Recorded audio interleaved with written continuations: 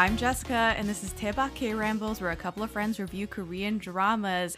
Welcome back to a really, really cool episode. We're going to be covering The Red Sleeve, and for this episode, I am joined by Mina from the Kpop Bookshelf Podcast. How are you, Mina? I'm well. How are you? I am well. It's been a minute since we've chatted. The last time I had you on was for Sky Castle, I think, was the last review, and what a great deep dive. And we're going to deep dive on another big one. I had you on also for Mr. Sunshine, and I feel like every time there's like a really rich text, I have you come and pinch it for me.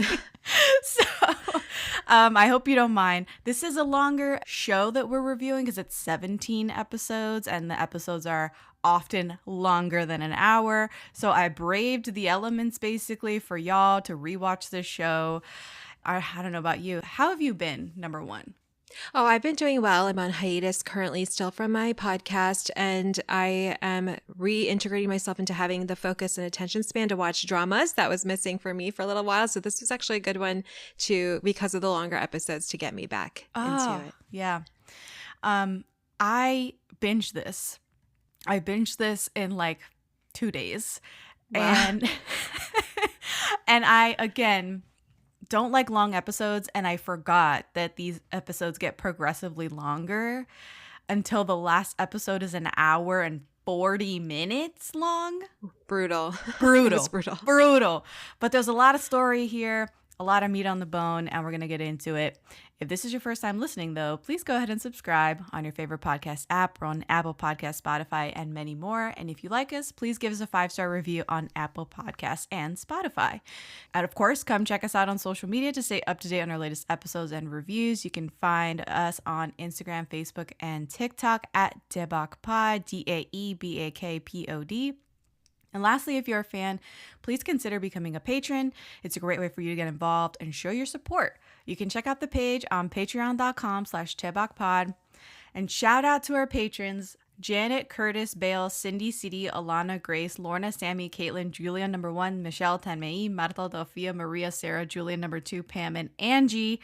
Thank you so much for being patrons. Okay, so we're going to get into The Red Sleeve non-spoiler section. Are you ready, Mina? I'm ready. Okay.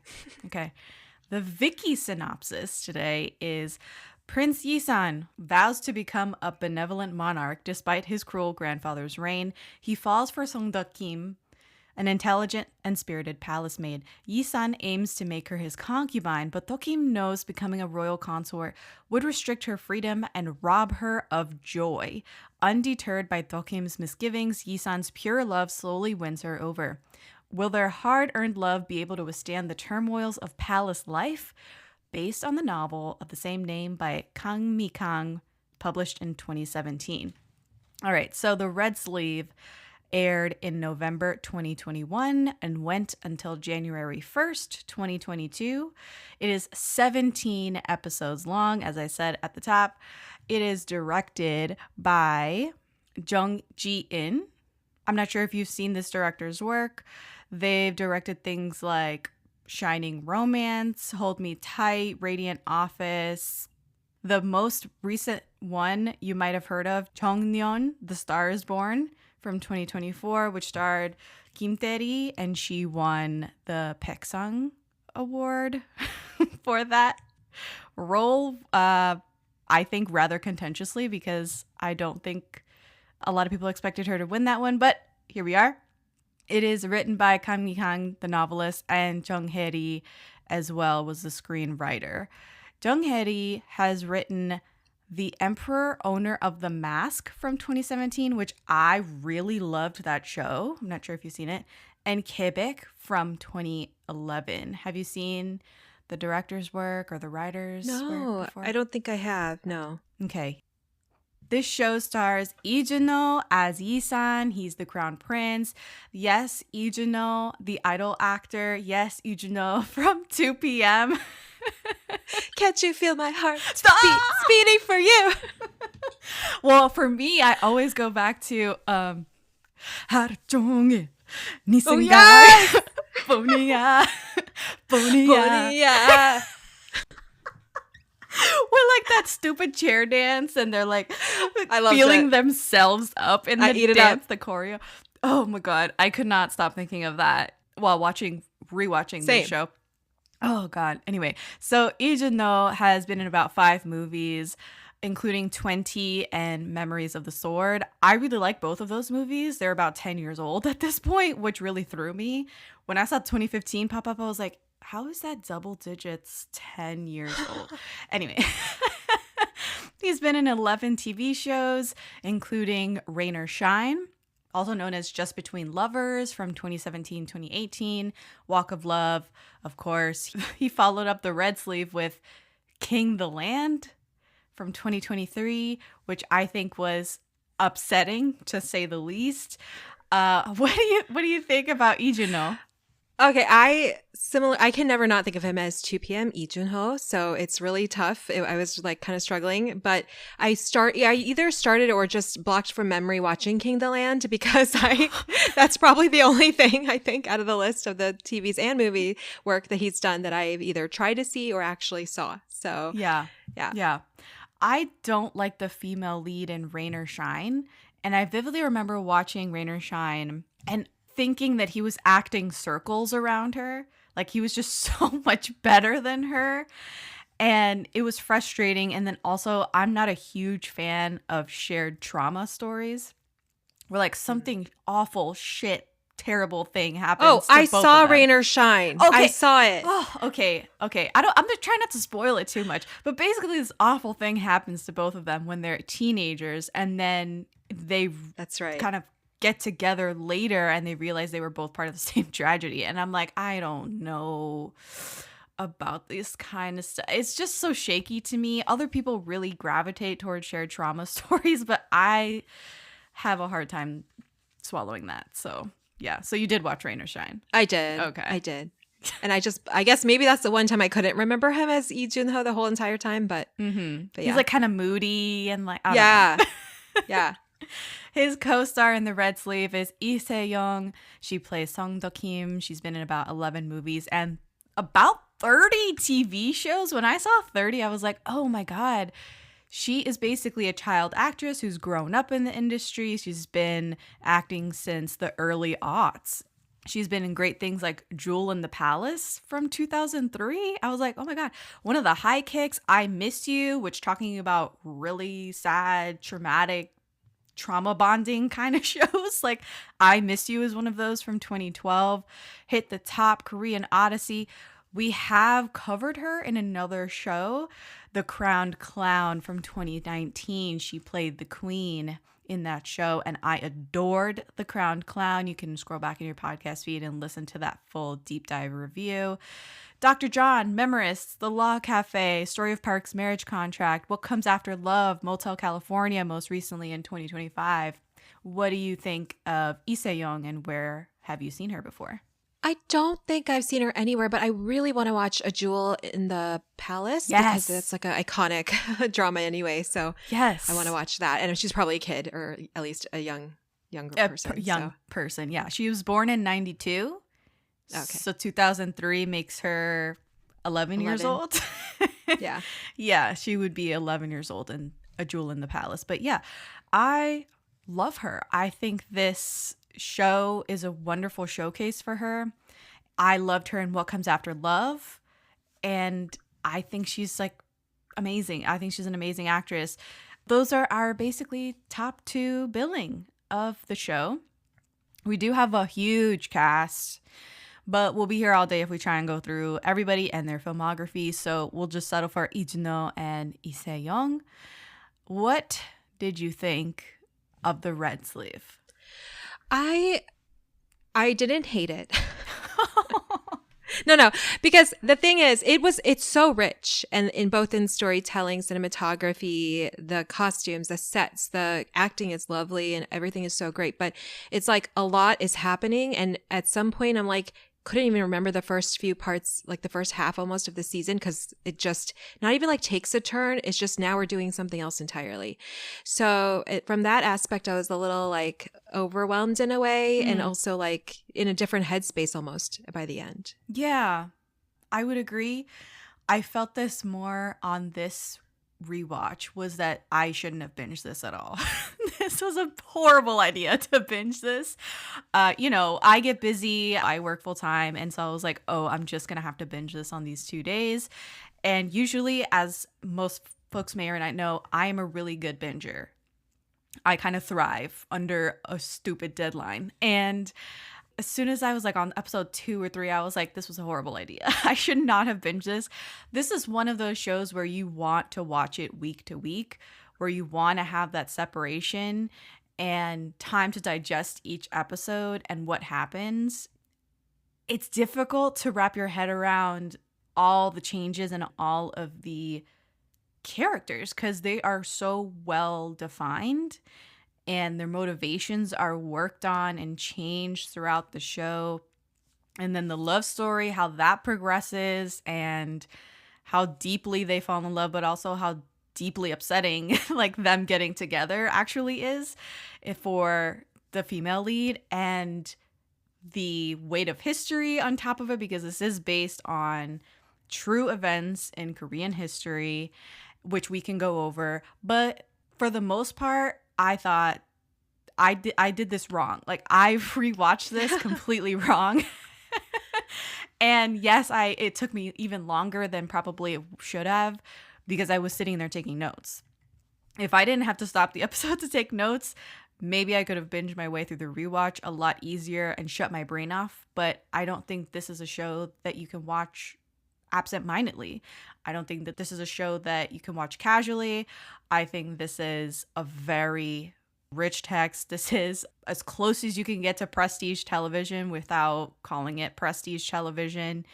And it was beyond the scope of what I think a lot of people were expecting from the show, especially at the time of release. And I remember sitting there and watching the episodes kind of as they were airing towards the end of its run, because I don't like waiting for episodes. So I waited till the last 3 or 4 episodes were airing to start the journey of the Red Sleeve. But everyone was really, really into it. It was an extremely popular show.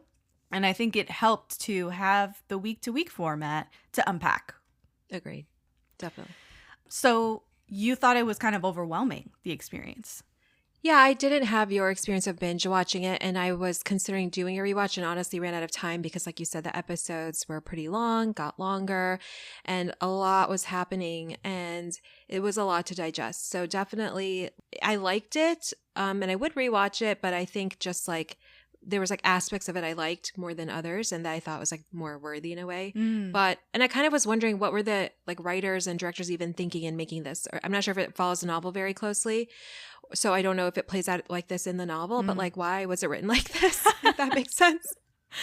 Well, I'd love to know why you were questioning the writing style on it, or why they pursued it the way they did. Maybe is I think the plot really, not so much the lines or anything like that, or even the pacing, but the plot. We're I don't want to spoil it, but there's so much happening in one sense in the beginning, and then all this other stuff happening. That's not every drama, right? But no, it's they're exploring so many characters, so many aspects of palace life, for example, that it almost loses its way, but they do keep a thread in there to tie it sort of together, or at least hang it together. But I was kind of almost getting lost in the plot, various plot lines and stuff. So yeah. I would say it is very sweeping and grand.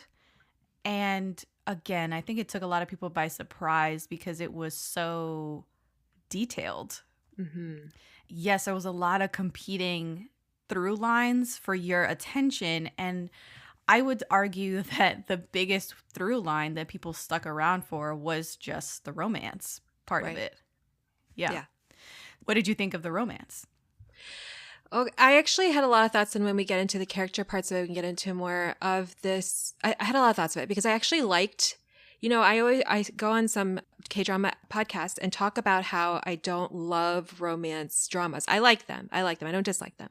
But it's sometimes they're so predictable and they kind of follow a formula. They're very formulaic. And so I'm I don't really want to watch that all the time. This one was so unique because she, you kind of almost don't know what she's thinking a lot of the times. Like you think you know, then you're like, maybe she does. I don't know. Like it's really it kind of keeps you on your toes in one aspect. And then she is, I think they like the acting was great and the writing for her was great because she is grappling with so many things herself and her own self-interests and trying to preserve some of her own self-interests and not, she's already the subject of a king. She's already a court maid.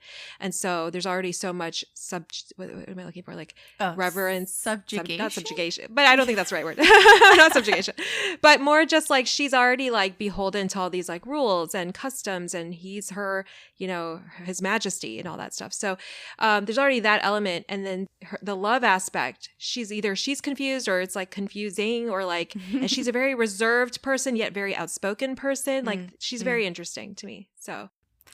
Yes, she's very contradictory and I'm not sure. I'm not sure if a lot of people had grace for that when they were watching the show. And there's a few questions that I got from Instagram that kind of toy with this idea that we're heading toward. Someone asked, do you think Junho thirst negatively warped how people perceived the show / female lead?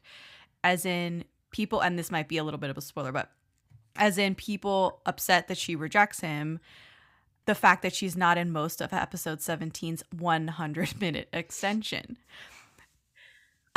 So yeah. I throw it over to you. What do you think is the answer, or how do you think about it? At first, when I read this question, I thought it was like were people's thirst over Junho, like their own thirst, warping it. But now I see it's more so his thirst for her, really. Yeah, I don't know, because it's a valid question. Oh, I interpreted it the first way. Oh, really? Okay. Yeah. Okay, we'll talk both ways that I was interpreting it then. Okay, go for it. So I think, yes, he's like, he's the king, and there's a lot of people in general in life and as well as in dramas who want to be close to the person in power. So to reject a king does, like, I think, a lot of backflips in people's minds for them, because it's like, how could you reject, like, the king wants you, so what are you doing, you know, kind of thing. And like, why would you ever do that? And the other aspect of it is she likes him, generally speaking, as a friend, as a person. She respects him. It's not like she's like, ew, gross, cooties, you know. So it's sort of weird that like it's like, hello. And then but yeah, to go to the thirst thing, Junho is personable and like charming both in real life and can act that way too in his acting. So I think it was hard I could see it being difficult for people really understanding this aspect of her. I think they were kind of trying to write her as like an independent, thinks for herself woman, female lead, but I could see it backfiring because of like, why would you reject him on multiple levels? Why? You know? Right. Like he wants you so bad. He wants you like so bad. Like he's like down bad for you, girl. What is the problem? Is I think how people approached it. And I was a lot softer toward the female lead and her, I don't want to say confusion, because I'm not sure if the whole time she was confused. I just think she was really resolute in ways that were unexpected for the audience and obviously for the male lead, who was genuinely confused and upset, jealous, halfway like baked over her like reaction to the rejection. And it's multiple. It's not just one time that she rejects him. It's like over and over again throughout the show. And again, she's just not, and we can get into like a lot more about her characterization, but suffice it to say, I think I respected her decision and understood her a lot. Same. Maybe it's because we are wise. I wrote like a really in-depth review that I didn't get the chance to look back on the blog, on the Daebak blog. And it's really freaking long. I don't know. I don't think I have it in me to do that again. Write another long review like that. But I can vaguely remember doing like a whole section on her and why she would behave the way she behaved. I agree. I mean, I didn't write one yet, but I could. Yeah, I mean, the whole show could probably warrant a little thesis or something. But, you know, it's not... I don't think it's as simple as boy likes girl, girl likes guy. Obviously, they're going to get together.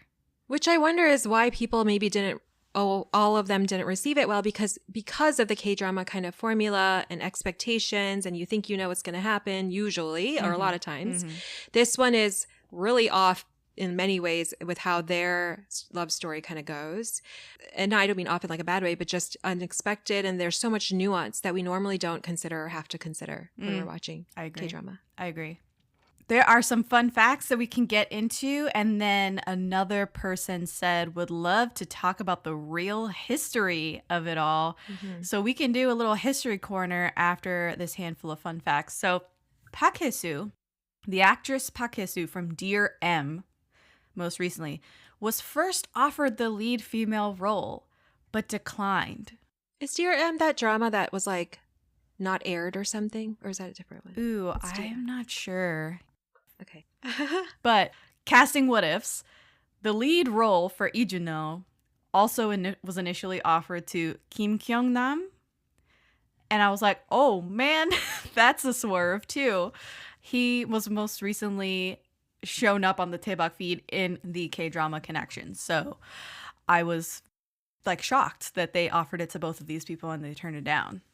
Well, I know that, okay, so Dear M, which I only know because of my K-pop fandomness, there was going to star, it does also star NCT 127's Jaehyun, and it was supposed to air, but then the lead actress was accused of bullying back when that was taking over everything in Korea, allegations of school bullying or school violence, and then they like hiatused the show, and it filmed like a long time ago, and it came out now, literally this year. So I wonder, we might not have ever seen this if she had been cast because of those allegations. It was her. It was her? Yes. So our actress Park Hae-soo was accused of school violence, and that was in 2021. So again, if she was in this and this had been like an editing or something, because when did this come out? Later 2021? It came out started airing in November of 2021. Right. Yeah. This would not have seen the light of day because her other drama, Dear M, was like about to start airing when this all came up, and they put that away till 2025. So for 4 years they put Dear M away. Yeah. Yeah. Crazy. Sorry. But I thought Dear M aired It started airing. It started airing and they had to stop because of all of this. Because I was waiting for Jaehyun. They aired like 2 or 3 episodes is what I recall. And then they put the full thing out this year. Oh. And yeah, now it says K-drama 2025. Like, you can't read that, but anyway. Wow. It says it. Wow, it's all coming together. Okay, so Park Hae-soo, Kim Kyung-nam, and then the drama is the first acting role for Lee Junho since he was discharged from the South Korean military on March 20th, 2021. It's a comeback drama for Lee Junho. And like I said, this is 17 episodes, which is highly unusual. On December 9th, 2021, it was announced that the series would be extended by 1 episode due to its popularity and would end with 17 episodes. I'm curious, what did you think of the 17th episode? Was it necessary? Unnecessary. Totally no. unnecessary. I think that of every drama's last episode, I just want to die. It's like... It's like we've already resolved all the main plot points before this, and now we're just, I don't know what we're doing. Yeah. Getting more viewership, Just I guess. Freestyling. Yeah. The show obviously was nominated for a bunch of awards, including Picksong Awards. It was nominated for 7 Picksong Awards in 2022, and the only person who won was Lee Junho for Best Actor. Wow. Yeah. Everybody else was just nominated. Best Actress for Lee Se-young, Best Director for Jung Ji-in, Best Drama, obviously, Best Supporting Actor, Best Supporting Actress, and a technical award for cinematography. So, yeah. It's beautiful. It's absolutely stunning. Like, the whole thing is beautiful. I was taking screenshots just because I wanted to because it was so beautiful. The show is different in that way as well, that the cinematography is so elevated, so much more elevated. What did you think of the OST, like, before we get into the history segment? I liked it. I didn't have like super strong feelings about it, but yeah, it was really nice. Went with it. The fact that you kind of don't remember it is how you know it's like fitting. Yeah. Same. All right, so the history. I don't know if you want to take the reins on this because you've actually read the book from the princess. What's her name? In the show, it's Hyegyeong. Well, that's her name later, Oh. but yes, her name is Hong Hae-bin. Something that is big in the show that you may notice if you didn't know the history is that there's a big deal over the king, who is the king at first, is his grandfather, because his father is not alive. And his father is not alive, and this is all based on real life. His father was Prince Sado, and Prince Sado, was going to be the king. Mm-hmm. He ends up marrying whoever's name I just said. Hung. Yeah, well, Lady Hyegyeong or something. Hyegyeong. Okay, well, anyway. So he marries his wife. They're like children because this is Joseon era time. So they get married at like age 9. They don't consummate it till like age You 15. said 9. Yeah, I said 9. Okay. I said 9. Okay. Correct. This is what we're this is, working with. this is what we're dealing with. They're 9 years old when they become married, but they don't consummate till they're like about 14, 15 years old. They don't consummate the marriage. And all of this is, of course, like documented, celebrated, etc. Now, when he's about 11, this is Prince Sado I'm talking about. Prince Sado does not feature in the drama. I just want to make that clear. So if you're like, He's what are like we in a talking about? couple of like tiny scenes and that's right. it. Prince Sado starts exhibiting signs of mental unwellness, or I don't know. There's like a lot happening. He just starts having like both fainting spells, a lot of fainting spells as he gets older. He's married and he also takes some concubines and things, that is normal for him to do. And although he's like the prince, they don't let him be the king. And his father, which is the grandfather of Junho's character, he doesn't let him take any kind of responsibility, probably because I'm guessing he like sees that he's sort of like, yeah, he's a little unwell. So as he gets older, he starts like bossing around the the court maids. He starts killing them very gruesomely. Sorry, Yes. not spoiler alert, but trigger alert, I guess. He is beheading them and like brandishing their heads around palace. Yeah. So the thing about the rules of the Joseon dynasty is that if you're guilty, and I don't know if this is only for nobility or royalty or everybody, this is the case, but if you're guilty, your family's also guilty by association. So he's getting so out of hand. They're sort of just like, we just have to we have to kill him. Like he can't rule. He can't do anything. He already has at this point his son, which is who gets played in this drama by Junho. And so they're like, what do we do with him? If they kill him, the whole family needs to be killed. His wife, who becomes later known as Lady Hyegyeong, and Isan, who is later called Jeongjo when he becomes king eventually. They would have had to have been executed with him. Right. So to deal with this, basically what they do is Okay, all the trigger warnings because I know what's coming, but like maybe you don't. So if you're a little squeamish or you don't like violence or suicides, that's trigger warning. Yeah. And by the way, he knows Prince Sado knows that he's not well looked upon, not well favored by his father. Yeah. And his father is pretty aloof towards him, but Lady Hyegyeong says like he treats them very well, like the grandchild and herself, who's the wife of Prince Sado. He doesn't sort of hold it against them that they're part of this family. So he needs to execute his son, basically, which is crazy in and of itself. Okay, but pause, he can't. pause. Because a little bit of his antics are talked about in the show. Mm-hmm. And specifically the story of him walking into his chambers holding the severed head of a eunuch whom he had killed and forcing the ladies in waiting and his wife to view it. So that is explicitly stated in the show. And of course, he's killing palace staff, as you said, assaulting and raping many of the court ladies and ladies in waiting. And they're not doing anything. The king isn't doing anything. He's supposed to be the king eventually. So they're like, well, what the hell do we do? So all of these antics become kind of unbearable for everybody. Like he's also suffering health issues. He himself throws himself into a well. He tries to commit suicide. Yes, multiple times. His wife's like, listen, he was never crazy towards me. Like he doesn't try to. Yes. She was do like, violence he was towards never her or the violent son. toward me. Never hit me. Right. But he's kind of just unraveling. And I don't even know what the diagnosis could even possibly be because, like I said, the physical symptoms of like lots of fainting and other weird habits. He's highly superstitious and just kind of had paranoia maybe. Again, I'm not a mental health person. I think he went clinically insane. That's and the it only started, thing. like I said, at childhood. That's the thing that sticks out to me is that it started in childhood. So then they're like, but if he kills himself successfully, we kind of win. It's a win-win. Obviously, it's and I will say that they took this not lightly. So we're kind of joking here on some level, but it's all true and it's not a joke.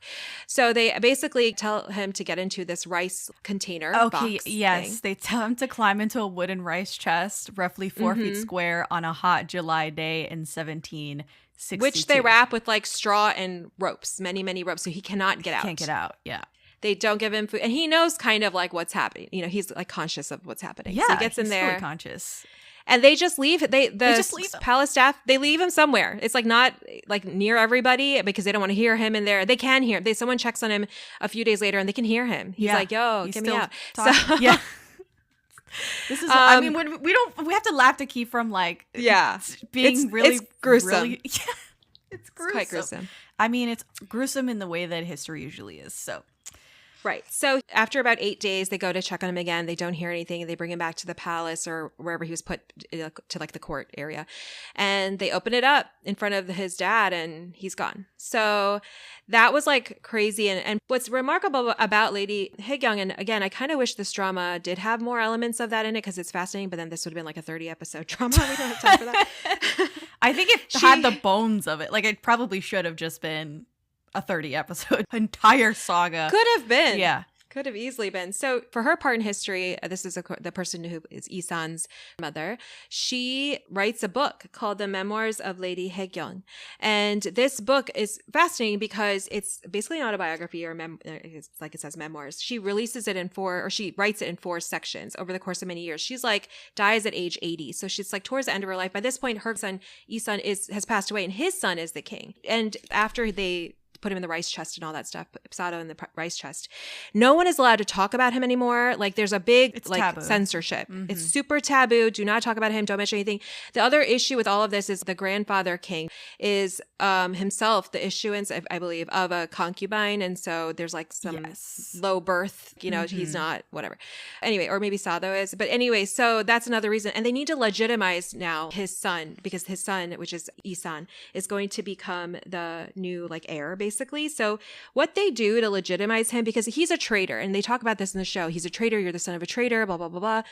So they need to legitimize his like existence. So after Prince Sado dies, what they do, and I want to remind the listeners that Prince Sado had an older brother who died when he was a child himself, which was why, he as second son was going to be prince and the future king.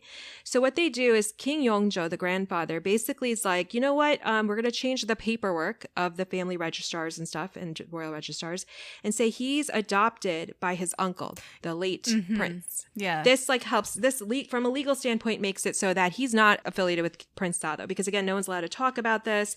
Despite this, everyone in court and kind of the hot goss in town, it's like is any of this legit? Right? Is it like, and they're kind of watching, like, is in the show they show like we're trying to see if like Isan is going to be like his dad or not. Like, is he going to go mad? Is he going to start beheading people left and right? Like, what's going to go on with that?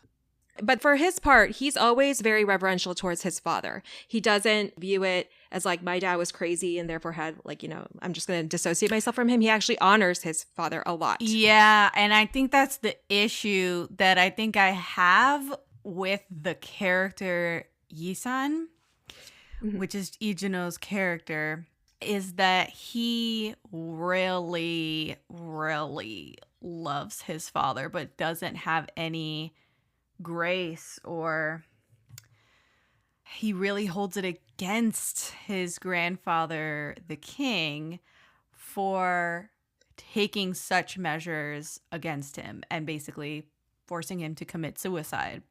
I think part of this is because in the memoirs, the princess or the queen or whatever she was, I know she wasn't queen, but Lady Hyegyeong. This was not. Are you talking about Yisan's mother or his grandmother that wrote the memoir that you read? It's his mom that wrote, not his grandma. Okay. So it's his mom who wrote it.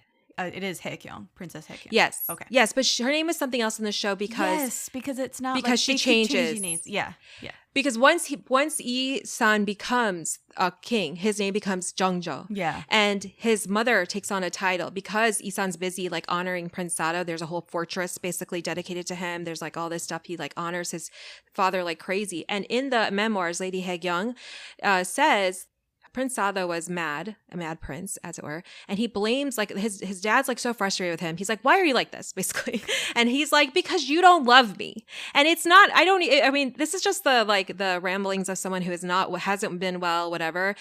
But she does point out, like, when his children are born, his grandfather, isn't that Jeongjo? King Jeongjo is not that interested. Yeah, sorry, there's so much going on.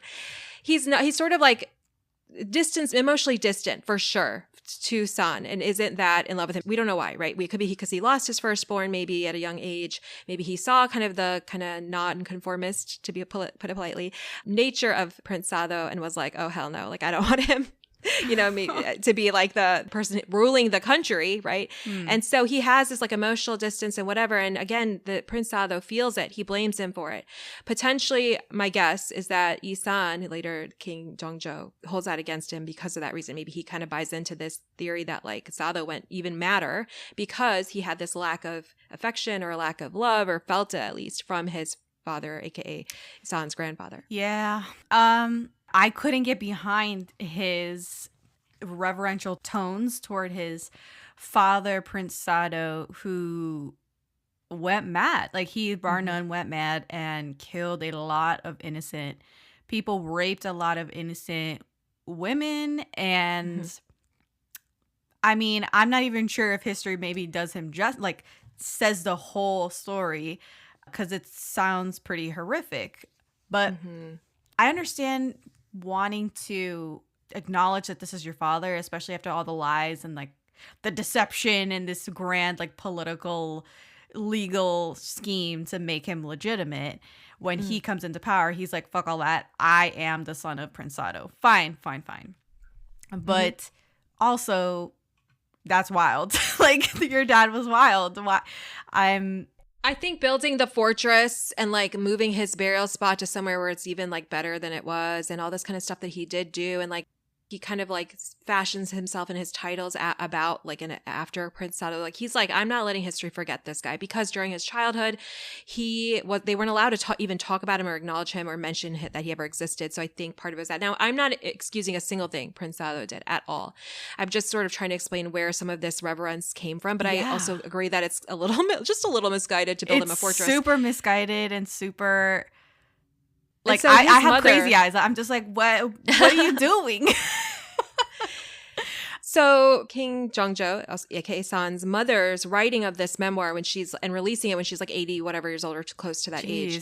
It's so fascinating because she is really torn about writing this. And of the four, like I said, she had kind of 4 stages of life in which she wrote these memoirs, and the last one was about Sado himself. Everything else about whatever else going on in the court and whatever. The last one is the only one that talks about exactly what happened with him through her memory and her recollections, and his death and all of that, and how she was feeling. And she says, I'm writing this for my grandson. So San's son becomes the king, who's a current king at the time of this, like, basically being published. And so she's like, I want him to know, like, the truth about, we've hidden this too long. This has been taboo's topic for too long. And it's just such a big part of history. I don't think she even necessarily trying to justify, I mean, definitely not. She was like totally freaked out too. And you can read in her writing that she's like, oh my God, he went crazy. We don't know why he's acting like this. We don't know what to like do to make it better. He's fainting, he's crying, he's throwing himself in the well. Oh my God. And so it's really like turmoil. Like, you feel it. And she wrote this like in the 1700s, 1800s. So it's like really crazy. And I do recommend, if anyone's interested in this, to definitely check it out, because a woman, a lot of my podcasts about women in Korea, Korean women. She's a woman in this Chosun era writing this, and it's going against her king, which was Jeongjo, who said, don't talk about him ever again. Don't talk about Prince Sado ever again. She's writing it maybe in honor of her son, who did have this reverence, for better or for worse. She's writing for her grandson, who has no clue about any of this, and for history, really. So this is like a really, just from that aspect, interesting. And there's some other stuff about her Joseon era life. And this is a book that at the time a lot of people were writing books in Chinese. Mostly men were writing books, and they're writing in a certain specific type of written Chinese, literary Chinese, I believe. Whereas she was writing this in Hangul. She wanted this to be an accessible story. Again, I don't think anyone's defending him in the book, at least, or she isn't, and I'm not, but it's something that happened, and they try to keep it shut for so long. Right. And he was trying to like elevate him, but she's just trying to be like, here's what happened. Right. Okay, so flash forward. So we're on Yisan, which is Lee Jun-ho's character, and he becomes Jeongjo the Great. He's the 22nd monarch of the Chosun dynasty in Korea. So there's a lot of characters that actually did exist, and one of them is Princess Hwawan, who's totally real. After 1762 to 1777, some members of the Noron, which is a faction, attempted to depose him for his relation And to Crown Noron Prince is also like a political party as well. Yes. It's both like a, yeah. So he was again getting thwarted because of his relation to his father, Prince Sado, and his half brothers, Prince Unjeon and Prince Unon, and Prince Unshin were all in on it, and his grand uncle Hong In-han and Jung-ho, who was the adopted son of Princess Hwawan. So Hwawan real and her adopted son all real, and they were all against him and his ascension. And even after, when he already ascended, they were like, fuck that guy, we don't want him as a king. Right. Yeah. They didn't recognize his like put on legitimacy or even his basically being appointed as the heir. Yeah. In 1755, 1 year before King Jeongjo's death, the old man, King Jeongjo, so that's Lee Jun-ho's character, was appointed regent. So that's true. He was appointed regent. However, the king, his grandpa, did not give him any military power. So that is absolutely true. That it is depicted in the show. Jeongjo was always threatened by some of his officials who were against his reign. He was able to overcome these challenges with the help of Hong Gok-yeong and others. Hong Gok-yeong is the royal preceptor. He is depicted in the show. He is kind of turns into an antagonist, which is all true to history.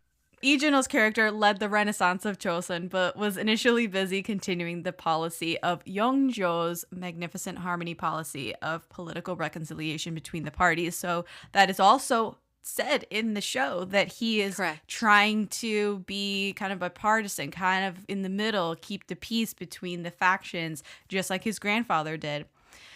He cultivated knowledge of humanities and philosophy, Neo-Confucianism. He was known to be studious and well-read. That's also very true and depicted in the show. He was very studious, loved to read. The library. Always in the library. Yeah. And in 1800, Lee Jun-ho's character, Jeongjo, died suddenly under uncertain circumstances at the age of 47 without seeing much of his life's work come to fruition under his son, Sunjo. There are many books regarding the mystery behind his death, and speculation as to the cause of his death continues even today. So we don't know why he died at such an early age in 47 when his mother lived on to be 80-something. That's crazy. Now, let's talk about the female lead, Deok-im. In 1762, at the age of 10, she entered the royal palace. And because of her father's relationship with Pongsang-hong clan, Lady Song, which is her formal name, Lady Song, became a personal maid of King Jeongjo's mother, Crown Princess Hae. So it's true. She was serving his mother, Crown Princess Hae, which is kind of how she's known in the show. We were referring to her as Lady Hyegyeong. That's her official name after he came to power. In 1773, she, alongside Princess Cheongnyeon and Princess Cheongson, transcribed the classic novel, and I'm not even going to try and pronounce this, comprising 10 volumes, 10 books to Korean, and that is depicted in the show. They do absolutely sit there and transcribe a bunch of books, and here you can see it's 10 volumes, 10 books. Sometime before 1782, she received Jeongjo's grace. Oh, yeah. Means they had sex and was promoted to a court lady of the 5th senior rank. It's recorded that she was pregnant 2 times between 1780 and 1782, but both pregnancies ended in miscarriage. So in the show, you don't see these miscarriages. Right. On October 13th, 1782, Lady Song gave birth to her first child, Yi-sun. That same day, she became a royal consort after being elevated to the 3rd rank of Soyeong. Almost 3 months later, in late December 1782, her son was given the title of Prince Royal. Following year, she's promoted to the 1st rank of Binge, and Jeongjo personally chose the prefix Ui, meaning appropriate / fitting. And you do see that process in the show of him writing out the characters and choosing her name, which is Hui, I think is how you pronounce it. On March 20th, 1784, Lady Song gave birth to an unnamed daughter who died a year after birth. On July, a lot of trauma here, a lot of sadness happening with children dying and miscarriages. On July 2nd, 1784, Yi-sun was invested as crown prince, but he died during an epidemic on June 6th, 1786. So that is depicted in the show, that their little crown prince son dies of in the show it's measles. Yeah. Mm-hmm. Measles was really going around at that time too, so that's semi-accurate. 4 months after the death of her son, Song Ui-bin died of a disease during the last month of her 5th pregnancy. That is September 14th, 1786. She was 32 years old. The unborn child died with her. King Jeongjo wrote her epitaph where he described his grief and declared his love for her. It was said that Lady Song was the only woman he loved among his wives. King Jeongjo planted 26,000 trees in the graveyard, which is known today as Hyochang Park and is situated in Yongsan District, Seoul. So you can still walk amongst the trees that Lee Jun-ho's character, King Jeongjo, planted in memory of her. He's a sentimental guy, I gotta say. Sentimental, 26,000 trees. That's nothing to sneeze at. And a fortress. Yeah, and the fortress for his killer dad. So a lot that we have unpacked here for the historical context and a lot that they got right. And unfortunately, as I just said, she dies at the end of the show, which I think... Spoiler alert, rocked a lot of people. Rocked a lot of people. That's life, baby. Yeah. I had known that it was about a true story and it was based on history. And so I, halfway through the show, looked up her and him and everything and was like, oh no, this isn't going to end well, is how I went into the last half of the show. I'm not sure if other people knew or took any sort of initiative to try and like gird their loins or shore up defenses before the last couple of episodes. Did you know the history or were you aware going into the finale episodes what was going to happen? You know, I did not, because my whole thing was like my kind of previous knowledge was about Prince Sado, really. And then I knew that his son was a very well-received, respect. That's why there's been many dramas and novels and whatnot about him, because he did make Joseon really a prosperous dynasty towards the end of the Joseon dynasty, and it was really prosperous. He was seen as like pretty good as far as his ruling capabilities, trying to keep the factions from being too misaligned and trying to keep everyone united and harmonious, like you said. But I didn't know that this drama was going to follow history so much to a T. And I didn't know anything about Deok-im. So yeah.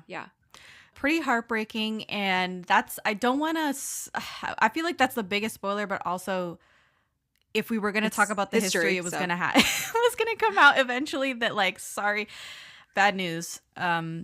She doesn't make it. And of course he doesn't make it either. There is a question that I got on Instagram. Somebody asked, how do you interpret the ending? And I'm actually just going to leave this for the spoiler section because the last 10 minutes are actually kind of open to interpretation, maybe. But yeah, we have a lot more to unpack. There's so much here that I would love to talk through. So without further ado, I'm just going to ask you how many soju bottles you would give the show out of 5, and then we're going to get into the spoiler section. Well, this is hard. It's so beautiful and so lovely and so much I did love about it. I'm going to say 3.5 soju bottles. 3.5. Okay. I'm going to swerve and say 5 out of 5 wow. soju bottles because I really love the show. I really resonated with it. I loved it the first time. I loved it the second time I watched it. And again, my only regret is that I watched it too fast on the rewatch. Didn't savor it enough. But really so much that I appreciated about it. And we'll get into that right after this. Excuse me, 뭐라고? 괜찮아. You know, I have no 친구. Oh, sorry. Swear, discoursing shit. What? Welcome back. We're on the other side of spoilers. We are going to maybe spoil what's left, talk at length about the show and get into specifics. So if you don't want to be spoiled, I'm not sure if the ending is necessarily a spoiler, but perhaps it is. But anyway, let's talk about the question that this person on Instagram asked us, which was how do we interpret the ending?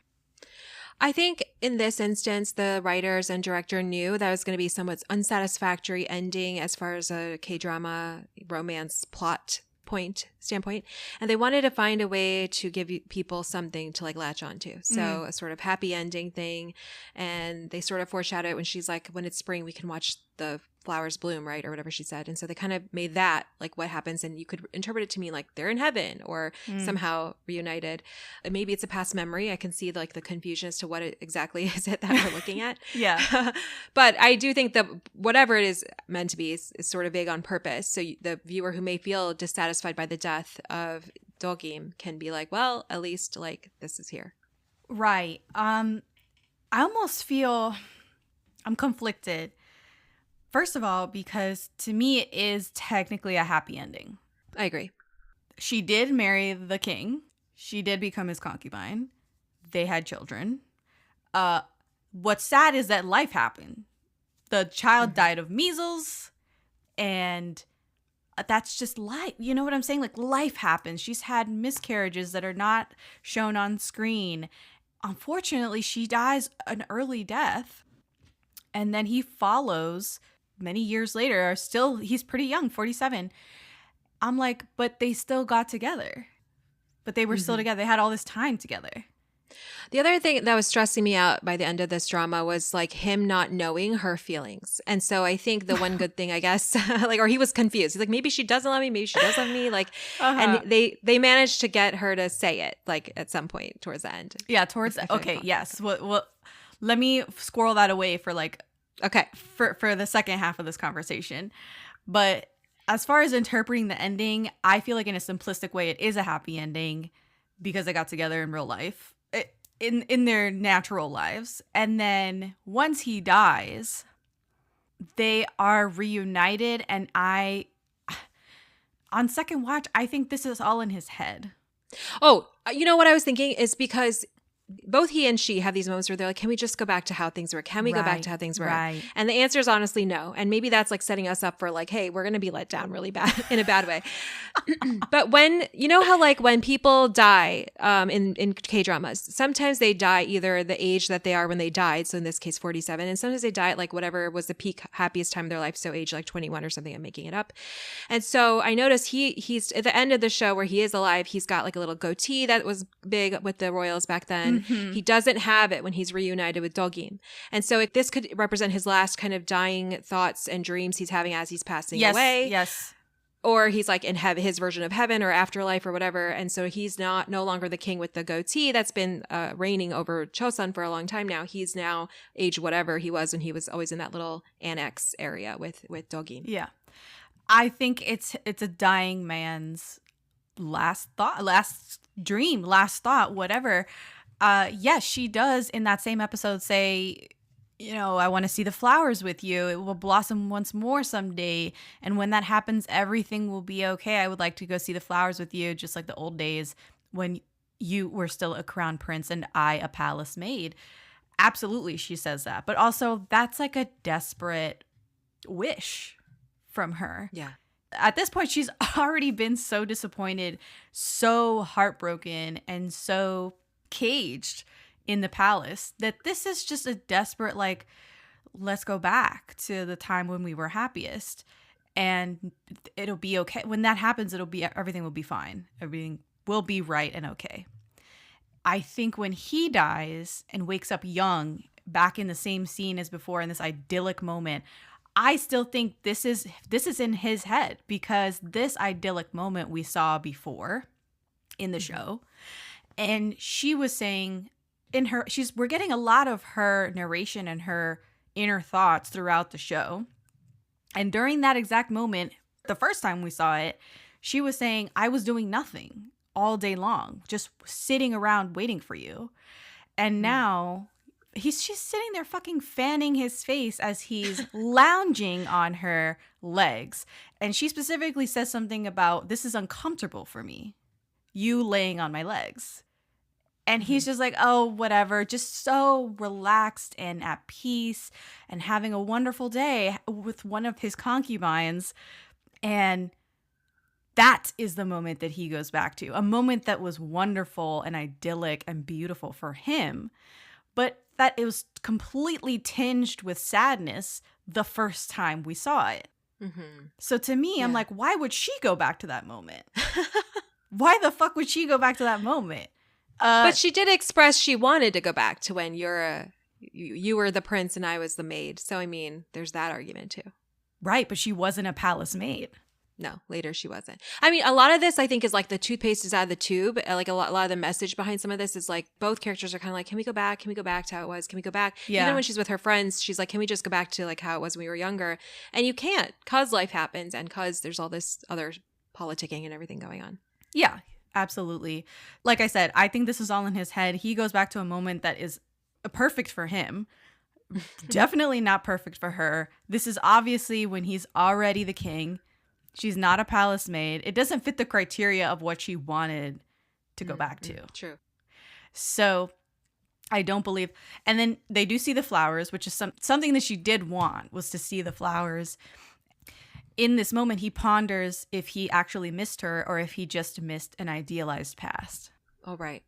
And I was like, oh, that's really powerful. And he begs her, please love me. Please love me. Because he's still not sure. Yeah, he didn't like hearing it from her friend. Mm-hmm. And he wasn't necessarily convinced by whatever she was saying. Because part of it, I think that was going to be a forever thing anyways, because he's the king and she's the subject of the king, regardless of concubine status or whatever, mother of the crown prince. She's always going to have to say what he wants to hear. Right. Exactly.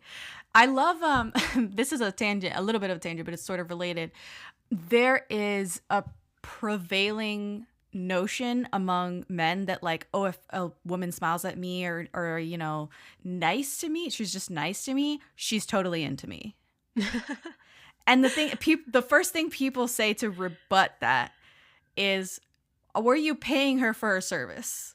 Were you in a coffee shop? Were you at her job? Like, was there a reason for her to be nice to you? Maybe she wanted tips. Like, you know what I'm saying? Like, this is not only that, it kind of reminds me of like the Me Too stuff, but just not in the sense that any of this is Me Too, but the hashtag Me Too movement, where a lot of people are realizing maybe for the first time that when there's an imbalance of power, then there's a lot of things that get skewed. Like, I think that's where some of her like moments of like, does she or doesn't she? Is she or isn't she? Exactly. It's like, well, she has to love him because that's her king, and that's like, you know. Did she have a choice? Like, think about it. Exactly. Did she have a choice?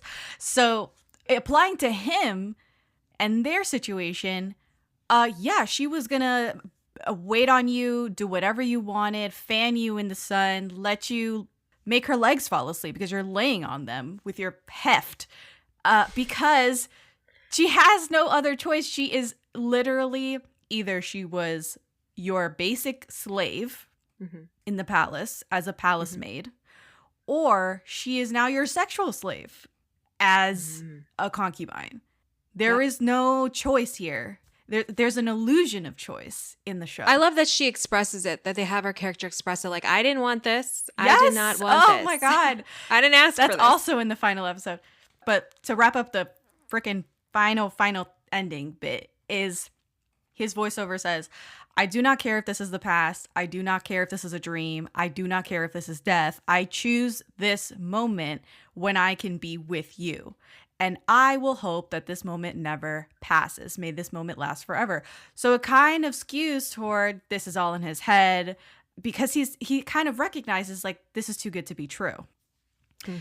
The thing that throws it all in question is that you then hear her voiceover say, and so this moment became our eternity.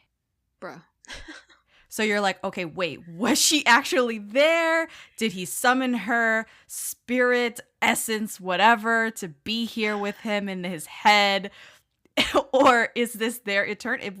Are they actually she in the even afterlife? said, in the afterlife, ignore me. Yes. Don't look at me. And he I does gotta it. say, I don't think that she's really there. I think this is still all in his head, and he wants her to be happy to be there for eternity or however long that moment lasts for them. So I maybe that's a bit of a pessimistic angle on it, is that they didn't spend the afterlife together. I don't think she wanted that. I don't think she wanted that either. Okay, so we're on the same page about that. Okay, Yeah. So let's move on to I don't know if we have to. I think we're working backwards on this because did she or did she not love him was the question that he wanted answered throughout the show. I think she did love him. It was just complicated. Very. It was just extremely complicated. I think it's super telling that on her deathbed, she says to bring her friends. She's like, go get my friends. I want to see them. And her motherly... What a blow, by the way. Oh, my God. Oh, my God. What a fucking blow to have your motherly figure, this palace maid who you've known all your life, go against your last wishes and bring the king. She was like, why are you here? I just love that final moment because he was like, you didn't want to see me? And she's like, I wanted to see my friends. Like he had no respect, I feel, for that bond that the friends had. I mean, she went on to say, when you see me in your next life, just pass on by. Ignore me because I don't want to deal with you. I might love you. I might respect you. I might, be with you now. And I chose to be with you now. It was always she says it was my choice. But she also says, sure. I want to live the way I want in my next life. She also says, like, I would have left you somehow or some way, no matter how I had I not at least somewhat wanted to be here. Exactly. But what would that look like? Horrible. It would be horrible for her. Yeah. Yeah. Not really that feasible. Yeah. Yeah. It would be a shit life. It was never going to be she was going to live in the palace as a palace maid with her friends for the rest of her life. It sucks because, like, that's life for in some regard for everyone. A lot of things are out of your control. You can't choose to live a certain way. She all she wanted was like some level of like liberation, freedom. All of her life was like some kind of transactional thing in a way, because it's like her father in the drama was like the guard for Prince Sado. When Prince Sado dies, all his guards have to die too. I don't know if it's a guilt by association thing or why, but they execute her father. She gets separated from her brother in the show, and her mom has like left Earth as well because of all this. So she has no real choices. Like, she's like, I want to live how I want to live. I want to live how I want to live. I want to retain this small amount of control over my life that I have. And she has like next to none. And so yes. She is like in constant negotiation with, well, do I just like succumb to like all his advances and become a concubine, or do I try to, like, could she have really run away? I mean, look what was happening to her friends and the other court ladies, getting tortured in the dungeons and all this crazy stuff going on. So it's not that easy. Someone could have easily found her again and drug her back into, because where is she supposed to go? To another kingdom, somewhere else? Like, where? Right. And there's so many points where she tells him explicitly, I don't want to be your woman. I've never wanted to be your woman. If I become your concubine, I'm going to lose everything. Yeah, and it's so complicated because she does, like I said, she likes him in general. Yeah. Maybe on a crush level or whatever. Does she ever really love him? This show had me questioning kind of like almost what is love, or what is love for her? What is love for the two of them? Yeah. What can it be? What can it be because of the power imbalance, because of her circumstances and the era in which she is born, and where her station in life, all that kind of stuff. What could love even look like for either of them, for their romance? It's very complicated anyway. It's super complicated, like we said in the non-spoiler section. And it's not a simple, oh, well, they like each other, they can just get together. No, baby, no. And I have the quote from when she tells him explicitly, like, I do not want to be your concubine because I will lose everything. In episode 13, she says, if I become your concubine, I must give you my everything and nothing of my own will remain. It is human nature to want everything from the man that you give your everything to. However, your majesty, you cannot give your entire self to me. I will mainly be just one of the countless women in your life, but my entire life will change and there will be no going back. I'm afraid that I'll lose everything. I'm afraid I will lose myself. Maybe this is highly unusual for the time. I don't know if there's a lot of literature from women of the era expressing this type of resilience and strong sense of identity and self that she exhibits, that she somehow has fostered this in herself, even with growing up in the palace as a palace maid and being trained to just accept anything that happens. She's expendable is the general concept. We see it when she's a child, charging people like 100, whatever the currency is, in order to, or one, whatever the amount is, to do little tasks here and there. I'll read you a story. I'll transcribe something, because she's a little hustler even from then. Mm-hmm. So even from her childhood, she's trying to maintain or get some kind of control. She's forward thinking. She is she knows herself, Mm-hmm. even from a young age. And she asserts that all the time. And she's very principled. And so it's all this, it makes it so much harder for her to just be like kind of accept. Mm-hmm. Like on one hand, it's easy to accept your like station in life. Even her friend though, who like runs off with this other guy and has to be for some reason executed for that. I didn't totally understand that. I guess 'cause she was going to have his kid or whatever. But everyone is just like trying to live their life the way they want to on some level, but they're bound by these societal expectations. Yeah. The thing about when she's like, you can't give your all to me, what also I thought of was when their son dies and she's in mourning and grieving over it. He's like, hey, he's not only our son, like we have a responsibility to the entire country. And I think that was when she was like, God, I don't like, not only does she not have him from a romantic, maybe even sexual standpoint, she doesn't have only him from this like this aspect of like, he's in charge of this entire country. He's in ruling Chosun. And so like, I'm not the main priority here, or I can't be. Or the only priority or whatever. 100%. She's sharing him with other women, and she's sharing him with the responsibility of caring for the entire nation. And that moment in episode 17 is really brutal because she's laid up in bed, not eating, basically catatonic after losing her son. And he literally comes in to yell at her to get up, stop mourning. There's over 100 kids who've died of measles inside the city. You're not the only parent who's lost a child. He says, hide your sorrows and show dignity to the people. Crazy. And that is wild to me. I mean, I'm a woman of 2025, and that's really, really brutal and cruel to me. But she gets up and says, if this is because I'm a first rank lady of whatever, fuck that. I never wanted this. And that's when she says, I never wanted this. Again, she tells him, like, this is bullshit. If I'm expected to be different, act different because I'm a concubine, newsflash, I never wanted to be here anyway. So right. I love that reality check that he tries to come in and give her, and then she like boomerangs it back. And she's like, well, let me tell you once again, why am I here? You know what? I was confused by when she's getting bathed for her first night as concubine. Oh, yeah. It was sort of, I was like, okay, she likes him enough, or like she's in love with him enough, you know, sort of like sufficiently. Maybe he loves her more still, but she loves him too. But the bathing scene where they're like dolling her up and everything, and she looks miserable. Oh my God. Like somebody died. I was just a little like, yeah. And I was a little confused because I was like, wait a second. I thought she kind of did though, like, or she at least accepted. She's like, I love him enough. I can accept this. I can do this. But then later it was like, no.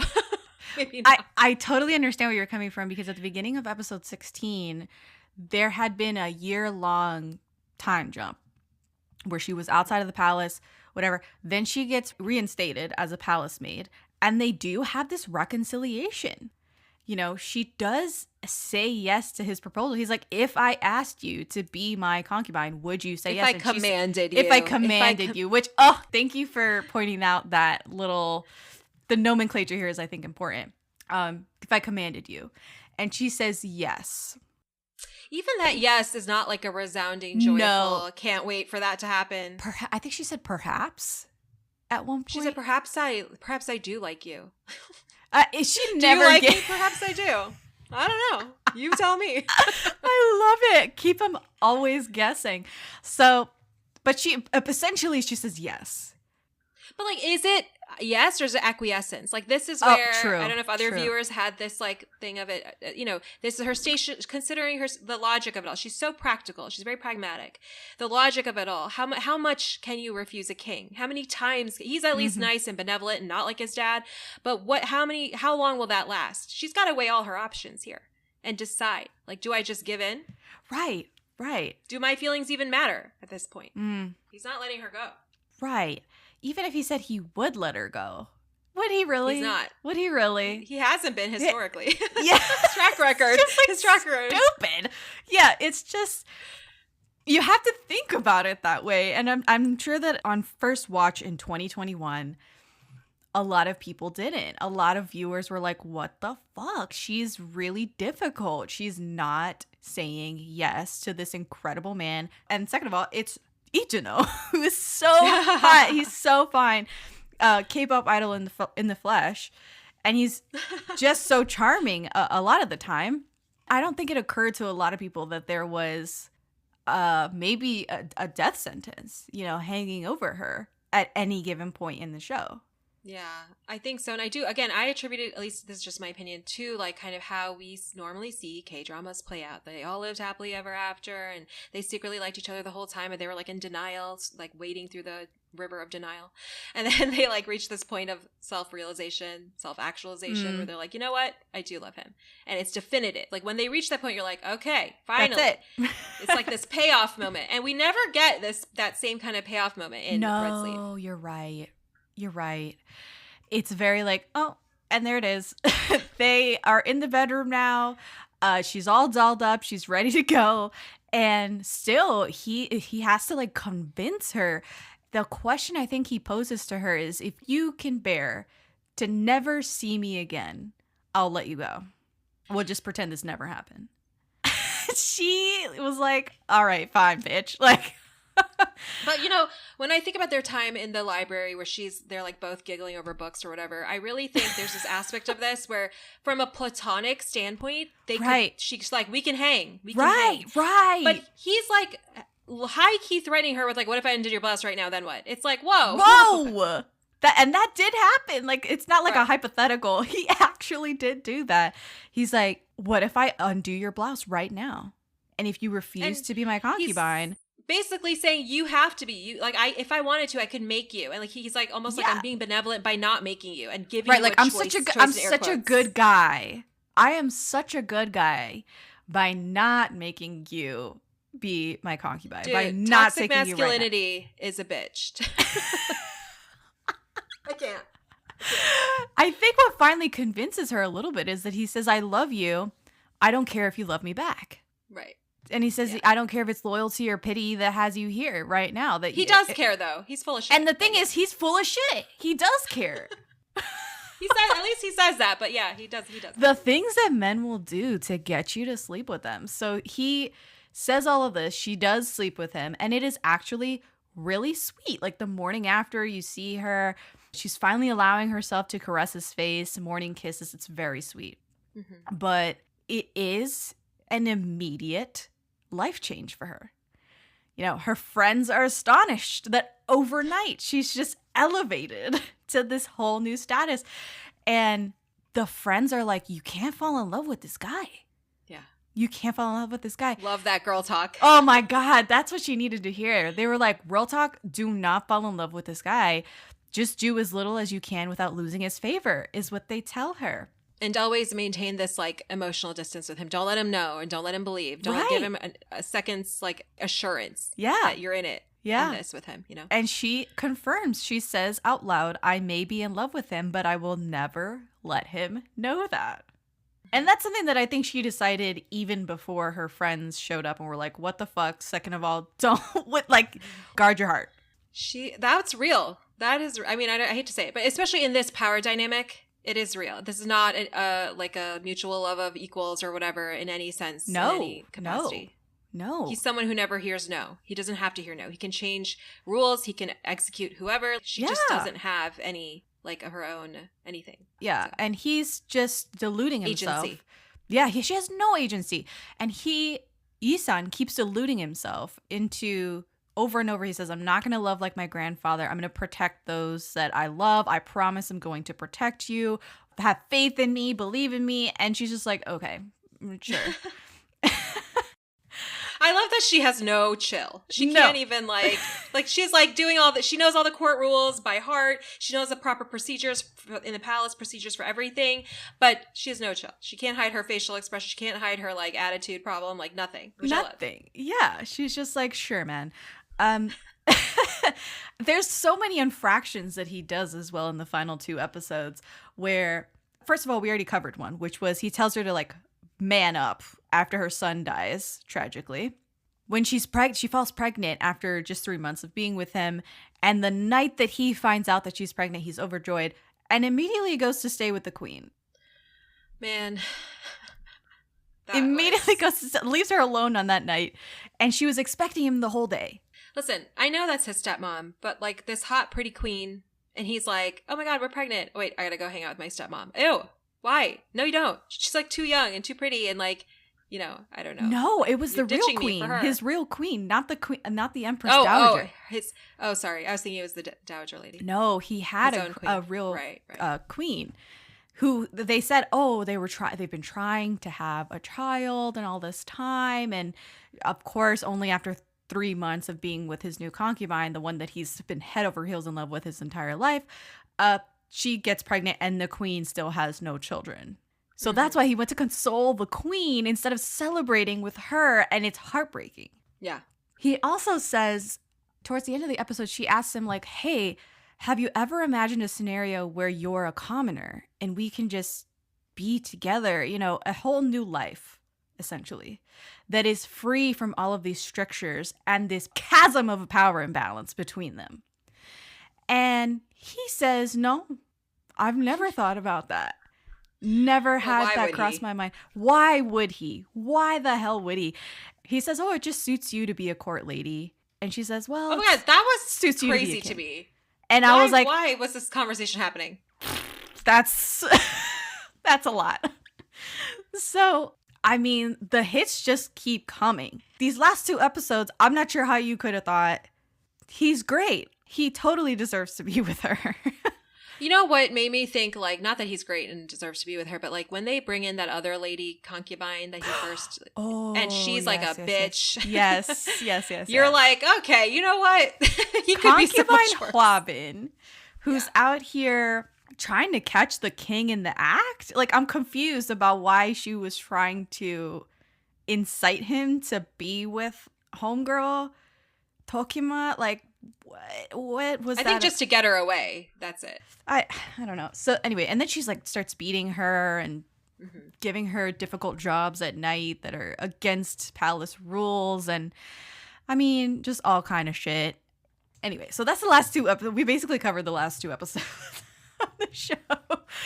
But there is a lot that just happens in the show, and I want to touch on the fact that Deok-im was groomed for him. Yep. That, I think, hurt her very deeply, hurt the female lead very deeply. That her entire life of her growing up in the palace and working in the library and transcribing all of these books that he has been studying, so that she also, as she's transcribing, absorbs this information and studies it as well. All of this time being in close proximity to him and overhearing his voice as he's going through lessons and stuff nearby. All of this was by design. She was groomed for him. Do you have thoughts on that? It's hard because it's like the circumstance. I just chalk so much of it to like her station in life, the circumstances of their life. She's a court lady. She's not just a regular commoner going through like the village market like other people are. So it's like, and like who else is he hanging around? Like he's gonna wanna like some of these ladies. Like he also knows like one of these court ladies, any of them can be my concubine at any time, or not even my official concubine, but just someone I like, you know, can do whatever I want with. So on some level, it's like, well, inevitably, yes. But like, I do think she has this like pride. And I think like not enough things explore the pride of like a little bit like in Parasite maybe, but like you don't really see a lot of like the pride of people who are either impoverished or in this like lower class, social class in life.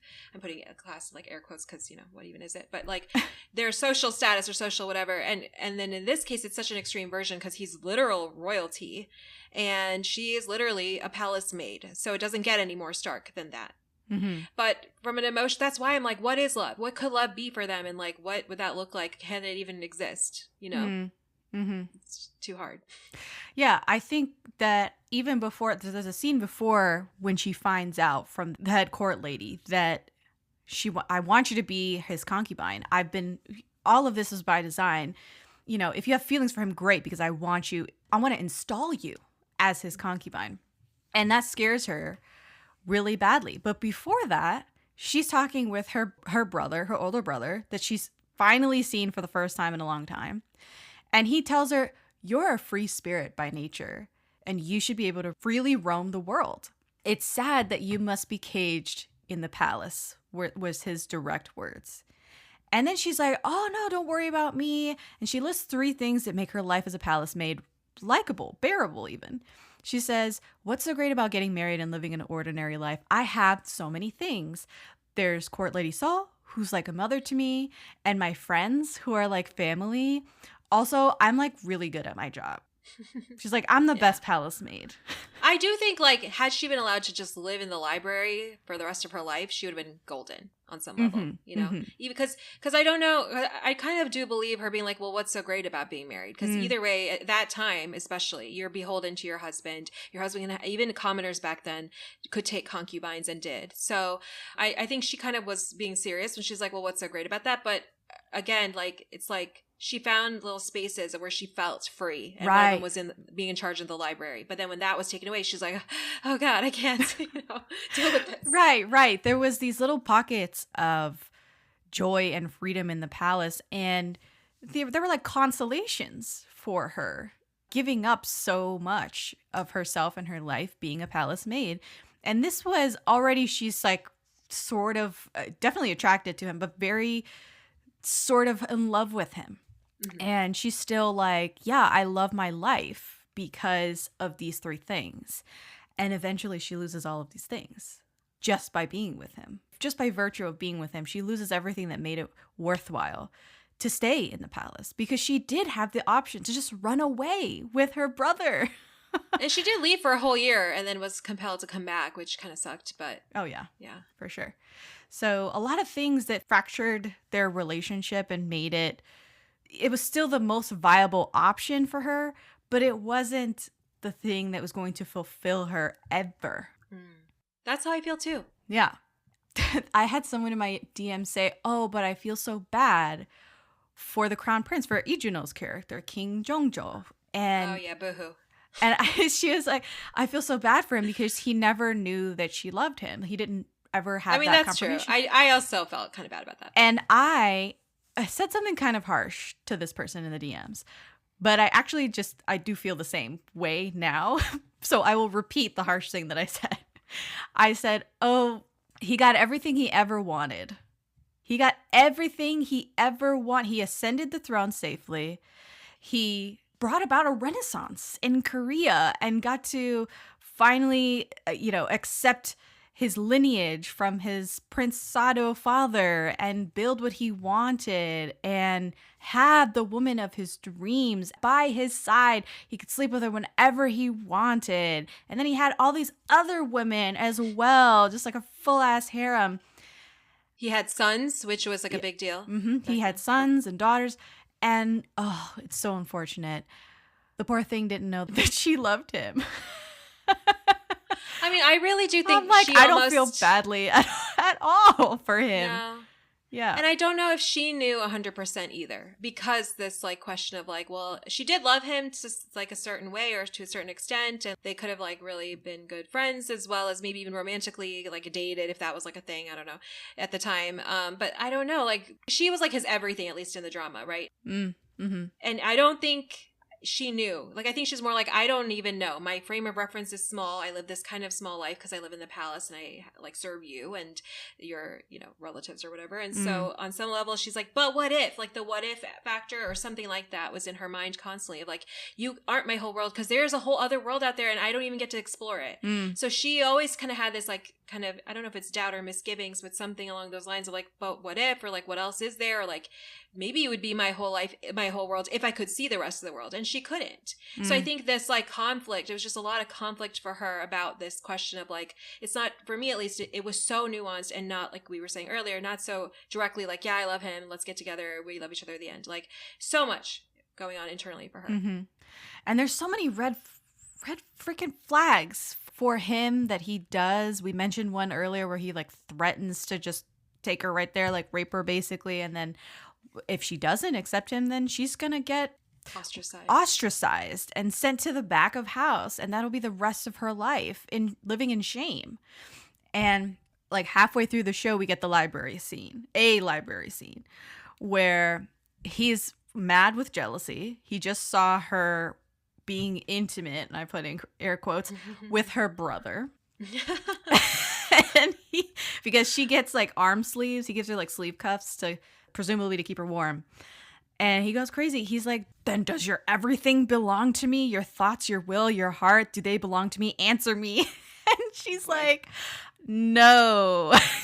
Even a palace maid has her own will and heart, even though they may seem trivial to others.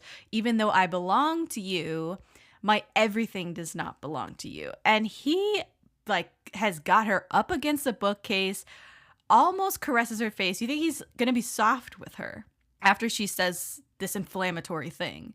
And then no, he grabs her by the neck.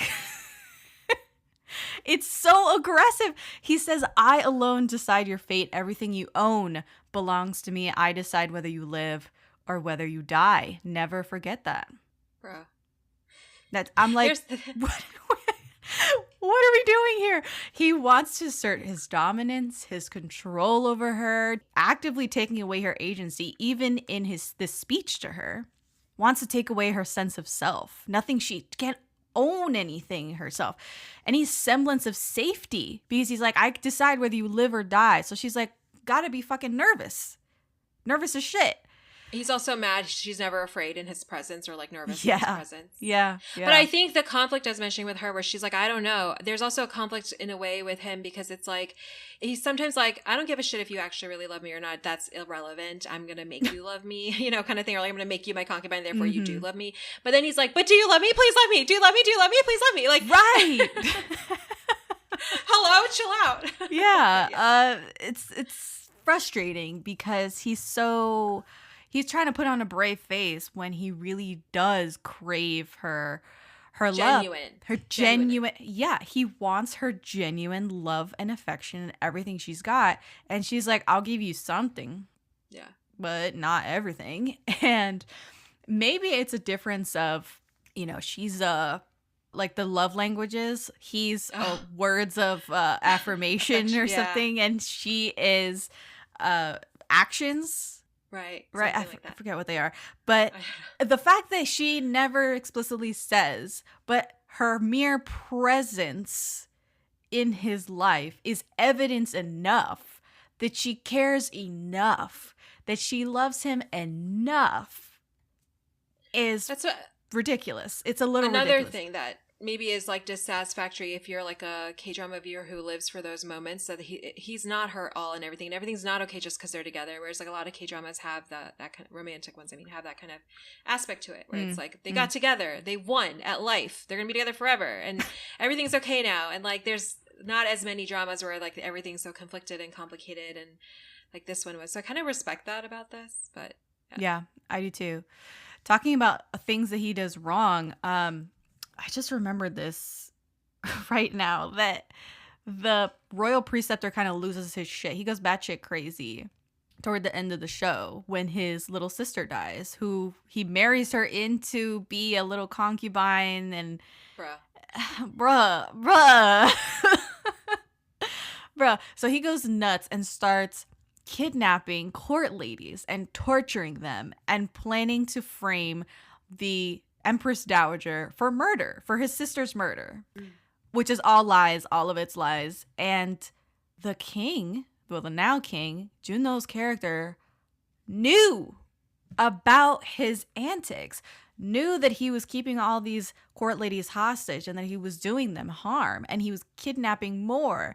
And there was just a trail of bodies in his wake, and he was like, I'm just waiting for him to confess to his crime?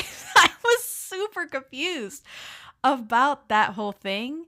This is also something that I'm sure fractured their relationship, because she did not trust him to provide justice for her and her friend who got kidnapped.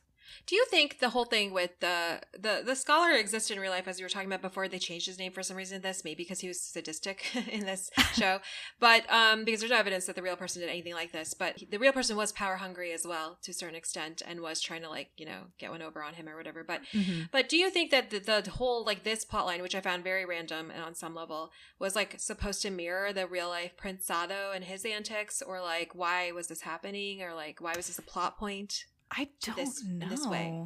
I don't know. I think it's strange. Even saying out loud what he was doing and to what end is really strange, because it doesn't look helpful to his cause. And if he was trying to vie for power, why? I'm confused about this whole plot to frame the Empress Dowager. It was crazy. It was just unhinged. Mm-hmm. Were they just we need drama, another action scene? I mean, honestly, it could just be that. Ninja court ladies weren't enough. Court ladies. What was that even? So many things in this show. I was that's why I gave it 3.5 sojus, because I was what are we doing? What is this? I think I forgive a lot regarding the fairy palace and the ninja court ladies and them trying to... I mean, the secret cult thing was... it was beyond me. Secret societies, really weird. They're in the Illuminati or whatever. It was basically, it was basically this underground secret society of evil. Because they also did nothing. Fine, you have there's this maid secret society. There's a prince himself is in one. Why? To do what? what was this happening? Yeah, I could drop my score to a 4, but I'm still really enamored with the show. But this doesn't make... I like the concepts that it introduced of never trust the king was their motto for the organization. That was interesting. But to me, the whole lore of the group and the moon fairies coming down and they get to choose the king and they're in it to protect the palace maids and all this stuff so that, another Prince Sado doesn't rise up and start slaughtering and raping everybody. I mean, I don't have words. That sounds crazy. I see you cringing. It is weird. It's weird. The tiger episode I thought was weird enough, and then it went to this whole other level. The tiger. Oh, the CGI tiger. I was is this a low point or a high point? Because the CGI tiger, in midair, pouncing at him. I was damn, what is... Also, at that point, I still wasn't taking Junho seriously enough. In my mind, he was still all day I think about you. Yeah. Pony eye. So I was he's fighting a tiger? Okay. I don't think so, but okay. Could not suspend belief for that one. But I guess we can segue into the head palace lady. Loved her. Because I loved her. Yeah. Why did you talk about it? I don't really even know, again, what the point of her was, other than to orchestrate this whole thing with getting Deok-im involved in his life and having her be her stooge, basically, or her spy, or both. But she was just cool. And I also didn't fully understand the power structure of the head court lady, and she had all this power, but kind of why, and how do you know that you have to listen to her, and there's a lot of questions in my mind about that. But she was just really cool, and she knew how to manipulate everybody, and I respect that about her. The moment that because she basically gets found out. She goes to the prison for all the things that she actually did. The whole lore behind her was that she could have been another concubine for the Grandpa King. And the face-off that she has with the Grandpa King is one of my favorite scenes. Because she claims it was her own petty revenge for hating concubine Yongbin. But the Grandpa King, knows better. He had earlier said, I never chose you because we're the same. We're both really cruel and cut from the same cloth, is what he said. But concubine Yongbin, there's a lot of warmth to her. And I felt at ease with her, was what he said. She basically brought him some measure of peace. in his tumultuous life. Homegirl, the head court lady, was never going to do that for him. That hurt her very deeply. And the moment where she says, oh, I just did it for petty revenge, he's like, no, you resented me. She, as part of the fairy palace, just saying it is stupid, chose him, a king of humble beginnings, to rule, and she arrogantly thought that she could become his concubine. And I don't know if that means the fairy palace poisoned his older brother. Bro. Maybe. I guess another bit of like revisionist little history there, I guess, is they're insinuating that the fairy palace killed his older brother in order to install the grandpa king. And so the king recognized that he did use her up and throw her away. And perhaps she did help him ascend to power. And he was going to be merciful and let her live, which I thought was crazy. But both him and his grandson are like that. Like, they're both kind of softies. Even though he was cruel as a king in certain ways, you would pain him. Like, the times he was punishing San, it was really paining him a lot. So this was like, I kept feeling like all the time like they were related. But to go back to her quickly, I just want to say one thing. She and he were like great casting. Yes. He was played by actor Lee Do-kwa, and then she was played by Park Ji-young. They played that scene so well, and they were so good together, and you really believed everything that they were doing with each other, like in terms of their acting with each other. Absolutely. Yeah, and she says to him, Your Majesty, you have always only taken from me. Will you give something to me just once? And I thought that was really powerful of her to say that you've only taken from me. I mean, this is a woman who has schemed her way to the top, who has killed people, who has planned assassinations. She tried to assassinate Isan. She tortures people. Old palace maids who couldn't hurt a fly. She's torturing them. And this lady's like, you, the king, took everything from me. It's almost like a mirror kind of deal that she's mirroring Deok-im, the female They play off each other well. Yeah. But yeah, both her acting with the actress who played Deok-im, the playing off with the king, all of that was, she's just great. Like, I loved her so much in terms of her everything, how she played the character, everything. Yeah. And at that point, like, those two, the grandpa king and the head court lady, they are beyond saving, like both of them. And she doesn't believe him. She doesn't believe that he's going to save her. And he promises to like basically send her off and she's going to live the rest of her life in health and peace and okay after she tried to kill his grandson, the crown prince. Bullshit. So she doesn't believe his oath. She doesn't trust his favor. And she kills herself with this tiny knife, which is called a Jeongjo or unjangdo, meaning silver knife, commonly carried by both men and women. These knives were not just for practical use, but also for status. They were also used for self-defense, and for women, they were sometimes believed to be used for suicide rather than submitting to an attacker. And that's exactly what she does in that scene. She commits suicide rather than like be taken alive or let off the hook. I think at that point, I do believe that he would have let her off the hook. I think she would have seen that as some kind of defeat. Like, she lost. Like, unequivocally she lost, and I don't think she could have lived with that either. Yeah. So. The Grandpa King dies, but I want to talk about the Grandpa King and how the first time I watched this, I think I was a lot harsher on him or thought more harshly toward him, and then I really softened toward his character on this rewatch. Did you have thoughts about the Grandpa King?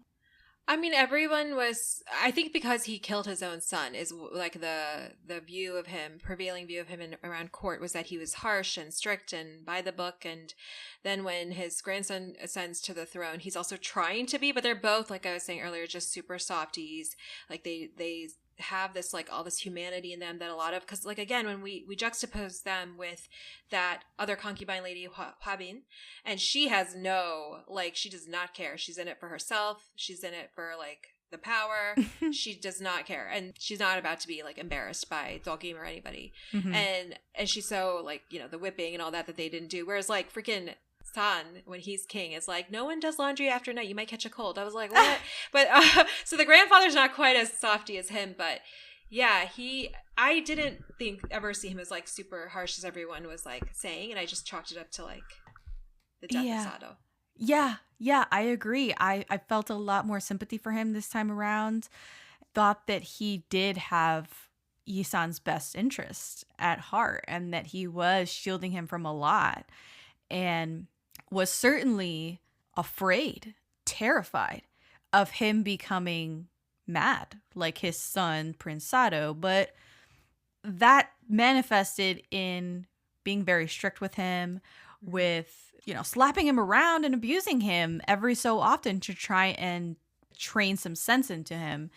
And yes, it's abusive. Yes, it's wrong. Also, I think he did the best he could. And that is, I think, the softer side of this rewatch coming out, that I was like, I'm a little more like, yeah, but he tried his best. He didn't know how to do this, right? Like how to...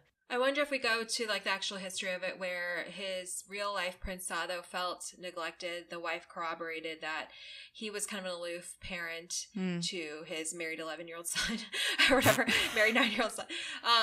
And the sting of that, if we were to apply it to the way they wrote the script, maybe they used some of that information and was like, he's now trying to make sure he's so attentive to everything Isan is doing and making sure that Isan doesn't go down this path of psychosis or whatever is going on, sociopathy, I don't know. He's like really attentive now, and he's really like strict and really rigid and not forgiving. So there's no way he can become as unhinged as his father had, because it was traumatic for him too. He doesn't want to put anyone in another rice casket or whatever you call it. Oh my God, please. Something that I noticed early in the show is that whenever Deok-im is upset or angry or something, she wants to take it out on somebody, she just goes to this pond and starts skipping rocks or throwing rocks in the pond, and she like lets out all her frustrations and she vents and she's talking out loud to herself. And I thought that was really endearing.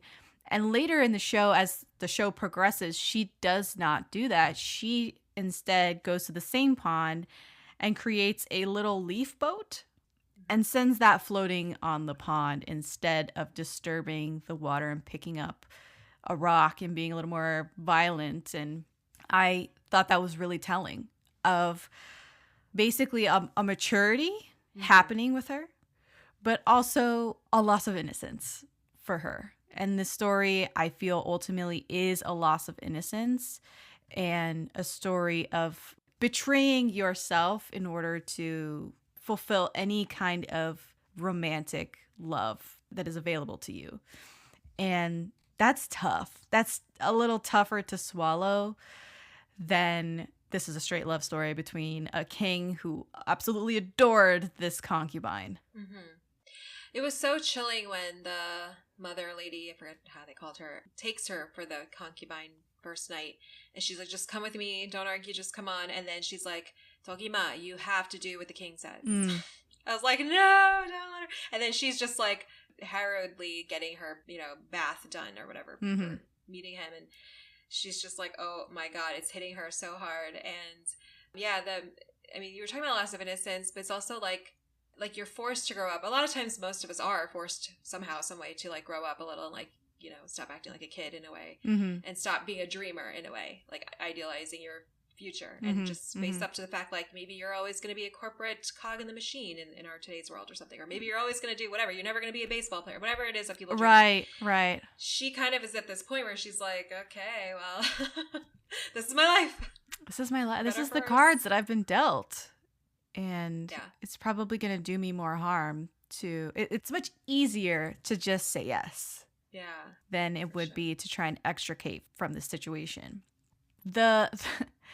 I don't know. Do you have anything else you'd like to talk about? I think just one last thing is maybe the scholar guy, to go back to him going nuts and torturing maids for no real reason. At first I thought that was like related to his intense hunger for power, but kind of the way he was playing it, at least to my viewing of it, was like his immense grief over the loss of his sister. Yeah. But he at some points he seemed ruthless, in quotes, enough to be, he's feeding a child to be the concubine of his king friend for his own sake. Like, we're gonna get power from this. Oh, yeah. Bear his and son. Feeding is such a great word. Yeah, right. And so then you see him, instead of like just being maybe torturing maids out of anger that he isn't going to be in the power place that he wants to be. He's almost just like so sad. Like he can't cope with it. And I'm not saying, oh, he should have gotten over the like child's death, but he's like where it's coming from was weirding me out.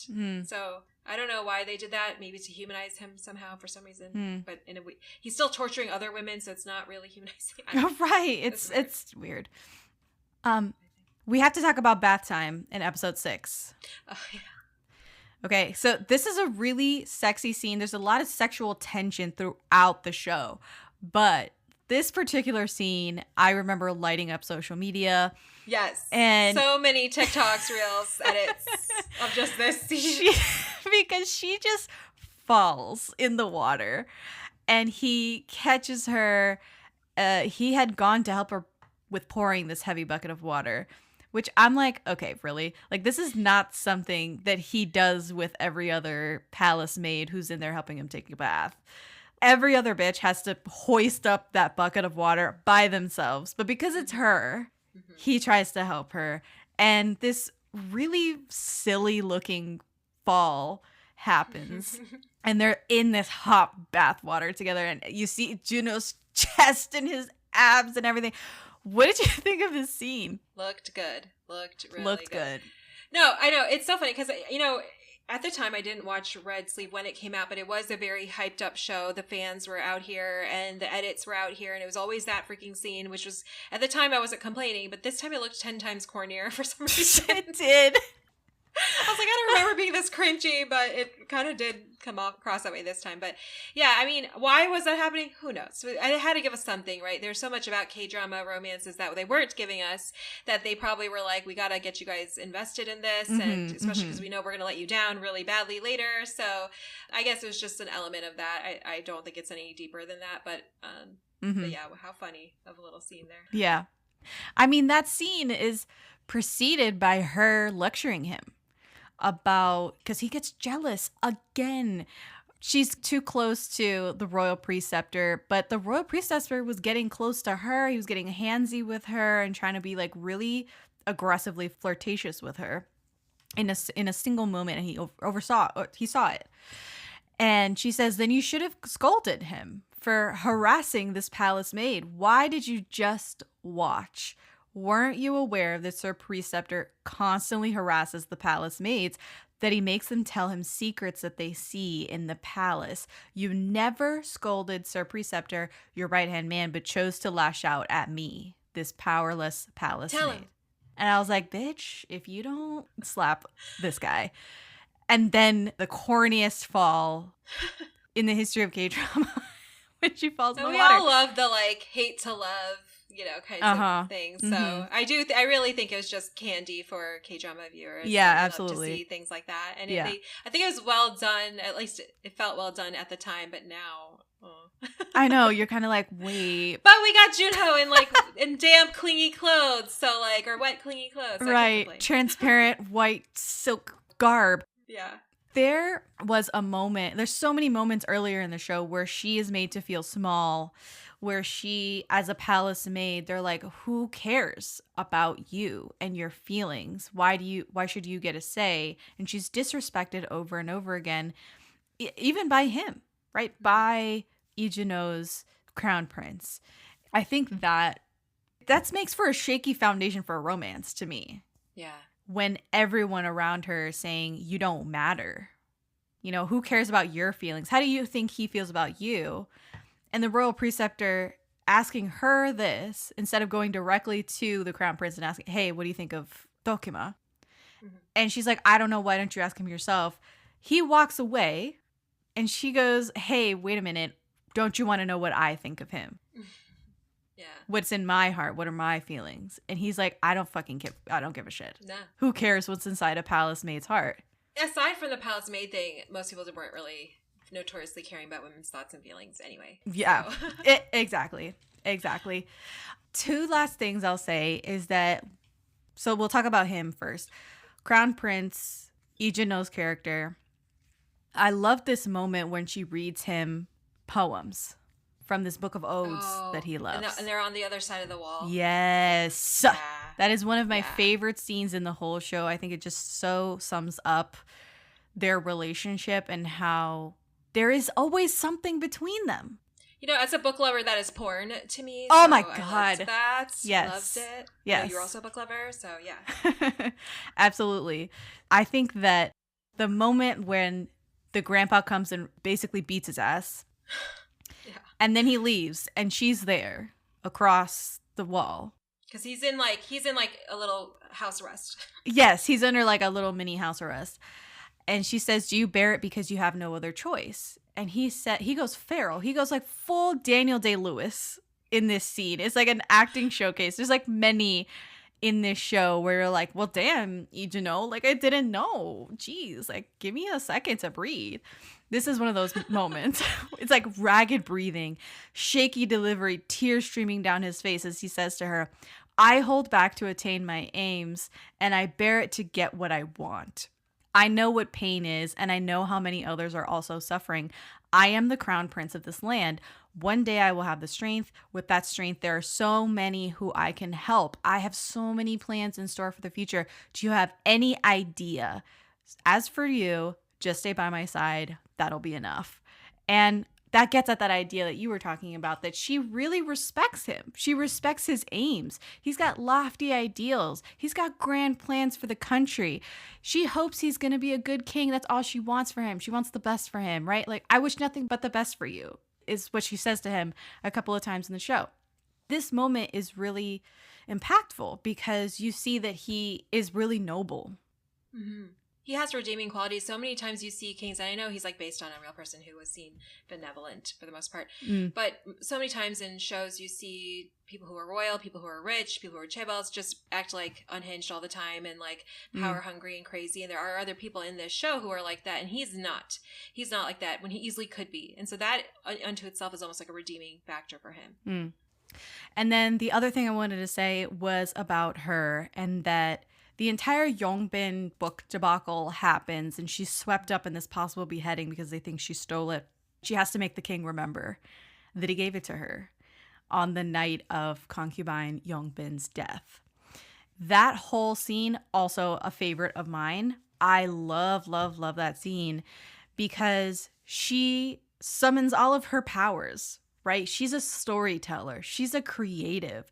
She loves to read and write. She would have been an English major or something if this was modern day. So this is hugely touching moment when he finally does remember. And he says, do you remember why I gave you the book? And she's like, no, I can't. I don't really remember exactly why you gifted me this precious book. Because I was 10 years old. Because I was 10 years old. She remembers everything else about the day. It's just a very sensory experience. She's like, light some incense. So she remembers a lot, but not that. He says, because you wanted to have good handwriting. And Lady Yongbin had beautiful penmanship. And he goes, I'm glad I did. And calls her by name. He remembers her name. Yeah, her whole name. Seongdeok. Her whole name. And he says, you have beautiful handwriting. Yeah. Just so emotional. The stakes were high. I just really loved that scene. It was beautiful, beautifully acted, beautifully written.